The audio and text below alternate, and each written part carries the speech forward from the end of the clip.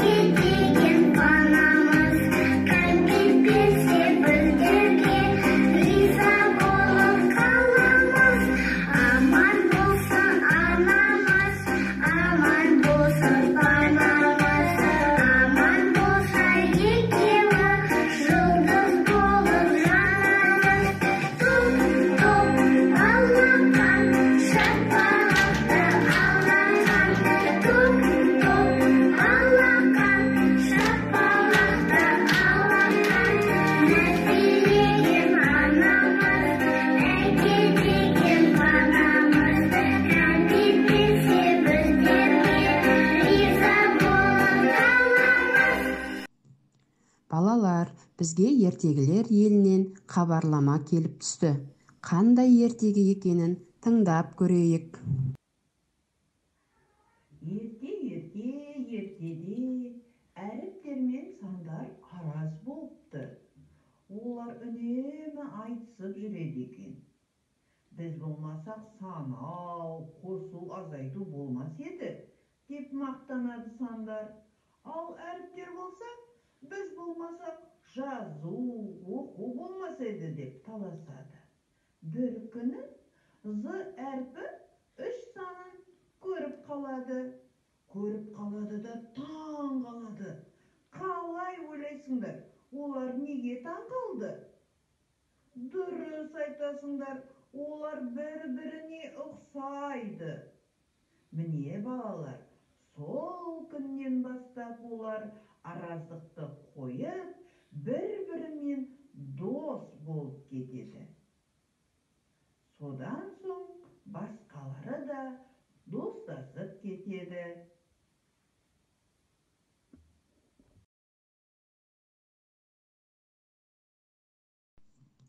Ертегіде қай дыбыстың әріп таңбасы туралы айтылды? Дұрыс айтасыңдар, З дыбысы туралы. Әріп таңбасы 3 санына өте ұқсайды екен. Бүгінгі танысатын әріпіміз З. Балалар, З дыбысы ұяң, дауыссыз дыбысқа жатады. Оны көк түспен белгілейміз. З дыбысы сөздің басында, сөздің ортасында және сөздің соңында кездеседі. Жақсы балалар, енді мына сөздерді буынға бөліп көріңдер.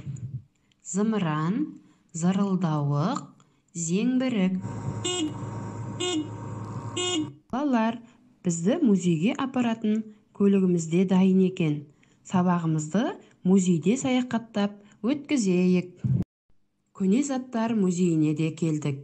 Расында, мұнда көне заттар өте көп екен. Көне заттар сөзінің мағынасын қалай түсінесіңдер? Әрине, көне сөзі өткен ата-бабаларымыздың заманында қолданылған заттары дегенді білдіреді екен. Ендеше, мына суретке назар аударайық. Сазсырнай.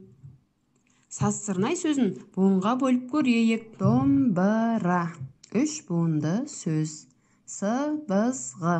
3 буынды сөз. Найза. 2 буынды сөз. Семсер, 2 буынды сөз.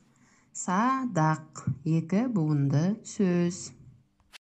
Балалар, бұл суреттердің атауынан з дыбысының орналасуын анықтай алдық па? Әрине, з дыбысы сөз басында, ортасында кездескен екен. Және сөз аяғында кездескен екен.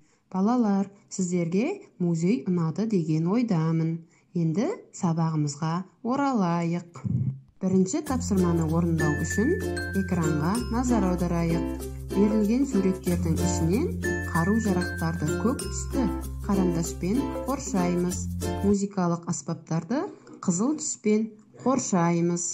Екінші тапсырма: з әріпін моншақ немесе қағаз қиындысынан пайдалана отырып, з әріпін құрастыр.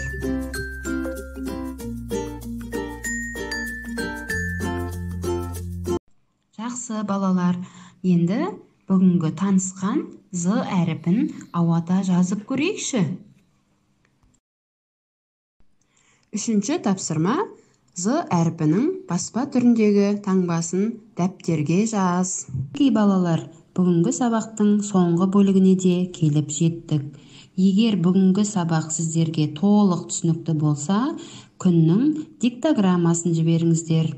Егер бүгінгі сабақты орташа түсінсеңіздер, айдың суретін жіберіңіздер.